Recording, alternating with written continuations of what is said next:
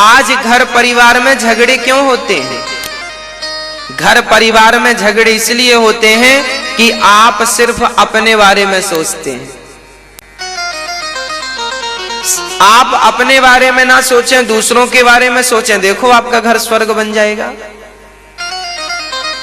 सास सोचती है अपने बारे में, सास को लगता है कि मैं अपने बारे में सोचूं और अपनी बेटी के बारे में सोचूं बस। सास बहुत कम सास ऐसी होती हैं जो अपने बहुओं के बारे में भी कुछ सोचती हैं, कम सास मिलती हैं ऐसी। सास अधिकांश हमने देखा है, सास अर्थात मां हमेशा अपनी बेटी के बारे में ज्यादा सोचती है, अपनी बहू के बारे में कम सोचती है। और यही झगड़े की सबसे मूल जड़ है, यहीं से झगड़ा पनपता है। कौन समझाए इन लोगों को कि जितना प्यार तुम अपनी बेटी से करती हो इतना ही प्यार अपनी बहू से करने लग जाओ, जितना सम्मान अपनी बेटी का करती हो। अरे बड़े लोग ये सोचते हैं कि हम तो बड़े हैं, हम थोड़ी सम्मान करेंगे। ना साहब, गलत सोच रहे हैं आप। बड़ा वो नहीं है जो सबसे सम्मान कराए, अरे बड़ा वो बनता है जो सबका आदर करे, सबका सम्मान करे। जितना सम्मान अपनी बिटिया का करती हो इतना सम्मान अपनी बहू का करोगी तो आपके घर में कभी झगड़े नहीं होंगे, और हो जाए तो गारंटी हम लेते हैं, होंगे ही नहीं। सास अपनी बहू से प्यार से बात करे, अपनी बेटी को, बेटी आ जाए मायके तो माँ उसके लिए अचार भी बांधती है, घी भी बांधती है, ये भी ले जा, वो भी ले जा, सब ले जा। और बहू रोज तुम्हारी थाली धुलती है, साड़ी धुलती है, उसे फटी साड़ी भी नहीं देती हो, ये तो गलत बात है। ऐसे में तो फिर कहेगी बुढ़िया आने दे, अब देख तेरी बेटी सेवा करती है कि मेरा नंबर आएगा पानी नहीं दूंगी तुझे, मांग लेना अपनी बेटी से, बड़ा बेटी बेटी करती रहती बुढ़िया। फिर बहुएं बदला ले लेती हैं, फिर सासें रोती हैं बहू सेवा नहीं करती। तो तुम्हारे जब हाथ पांव थे, तुम्हारी जब बुद्धि थी, तब तुमने भी तो निष्पक्ष होके काम नहीं किया ना, गलती तुम्हारी भी तो है। क्यों घर में आग लगा लेते हैं आप लोग? क्यों इतना पक्षपात करते हैं? और याद रखना, पक्षपात बड़ों से ही शुरू होता है।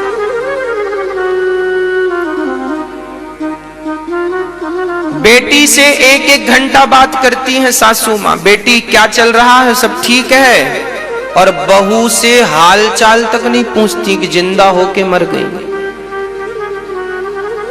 बहू चली जाए मायके 2-4 दिन तो बताओ सास का फोन आता है? जिनका आता है वो फिर अच्छे समझदार लोग हैं,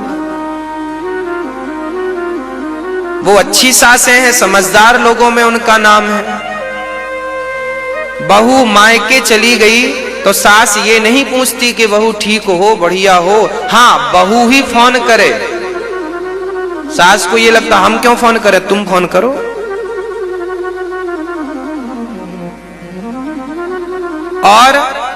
और वहां बेटी को रोज बात करेगी सासू मां, बेटी ठीक हो, बढ़िया हो। अरे भाई, बेटी का हाल चाल लेना बुरा नहीं है, तो थोड़ा बहू का भी ले लिया करो, बहू को अच्छा लगेगा।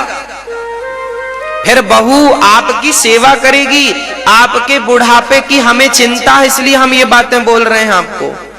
थोड़ी सी गलती से अपना बुढ़ापा ना बिगाड़ लेना।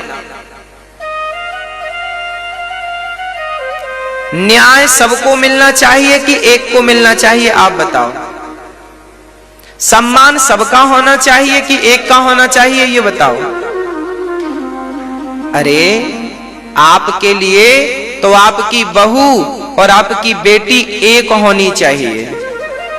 आपके लिए तो बहू का सम्मान और बेटी, क्योंकि बहू भी तो एक बेटी है, बहू कोई आकाश से तो टपकती नहीं है। किसी और की बेटी आपके घर आती है तो आप बहू कहती हो। अरे तो क्यों नहीं उसे बेटी की तरह लाड़ करो, प्यार करो, करो प्यार। और बहुओं को भी चाहिए कि अपनी मां से न चिपकी रहे फोन पर,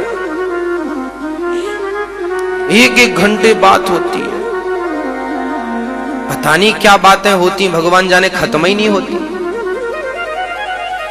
कैसी बातें होती हैं। राम राम।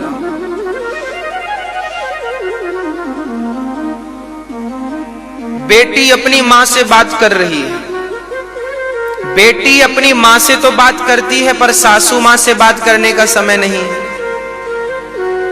अरे सास से भी पूछ लो, माँ जी पानी लिया, भोजन लिया, पाँव दबा दूं? माँ तुम ठीक हो?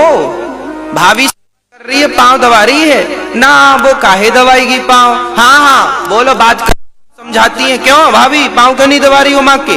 लो अपनी भाभी को कह रही हो पाँव दबाओ माँ के, तुम खुद किसी की भाभी, तुम क्यों नहीं दबा रही हो अपनी सास के पाँव? ये चल रहा है। उपदेश कर रहे हैं एक दूसरे को, फॉलो कोई नहीं कर रहा, चरित्र में किसी के नहीं। ये चीजें जब चरित्र में उतर जाएंगी तो अपने आप आपका घर घर नहीं रह जाएगा, स्वर्ग बन जाएगा। जहां सुमति तहां संपत्ति नाना, जहां कुमति तहां विपत्ति निदाना। सास को भी समझदार होना चाहिए और बहू को भी समझदार होना चाहिए। घर का हर सदस्य समझदारी से यदि भगवत चिंतन करता हुआ अपना जीवन यापन करे तो कभी झगड़े लड़ाई जैसी समस्याएं पैदा ही नहीं होगी।